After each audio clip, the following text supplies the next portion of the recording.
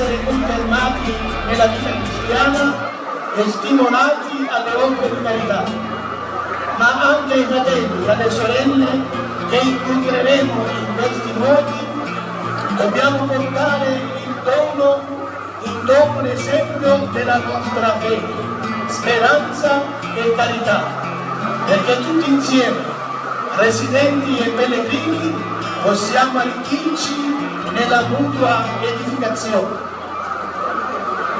Fratelli e sorelle carissimi e devoti del martire San Sebastiano, questo è il tempo di camminare insieme.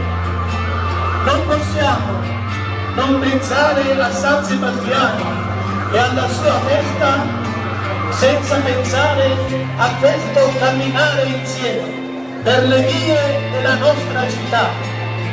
Ma in questo anno particolare, che sembra condurci finalmente fuori dalla restrizione della pandemia, in questa felice circostanza in cui celebriamo l'anno giubilare dei 500 anni di culto di San Sebastiano ad Aceriale, il nostro camminare insieme assume una connotazione particolare.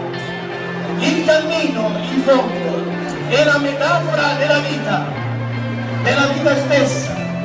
Noi infatti siamo stati creati dalla misericordia di Dio nella prospettiva di un cammino che tutti dobbiamo compiere. L'uomo si trova naturalmente in questo dinamismo. L'uomo è fatto per camminare insieme, ma l'uomo però può vivere questa dimensione in due modi, completamente diversi e opposti. Uno è origine di morte, l'altro di vita, poiché si può camminare da viandanti e si può camminare da pellegrini. Se si cammina di viandanti significa camminare senza una meta o senza prospettive che mirano solo ed esclusivamente ai bisogni primari dell'esistenza umana. Questo cammino è di morte, perché ci rende autoreferenziali, individualisti e quindi differenti alle sorti degli altri compagni di viaggio. È il cammino di chi non riconosce guide e dunque vaga senza progetti, senza slanci, e diventa più grigio il nostro mondo. E purtroppo in questo cammino grigio di viandanti oggi, ahimè, sono invischiati giovani e famiglie che vivono l'oscurità e privo di senso. Chi cammina invece da pellegrini, come faremo noi questa sera, allora è chiara la nostra meta. È la stessa meta di San Sebastiano, che riconobbe in Cristo il suo unico condottiero, disprezzando tutto ciò che deriva dalla brama del potere dell'uomo.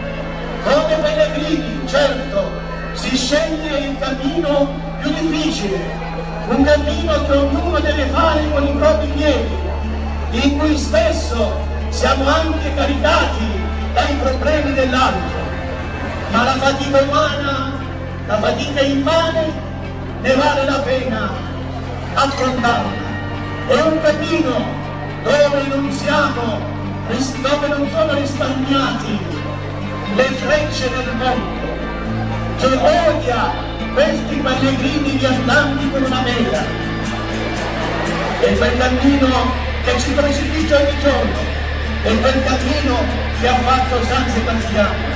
Fratelli e sorelle amati dal Signore, vogliamo essere pellegrini con una meta come San Sebastiano, oppure viandanti senza alcuna meta, senza alcun progetto?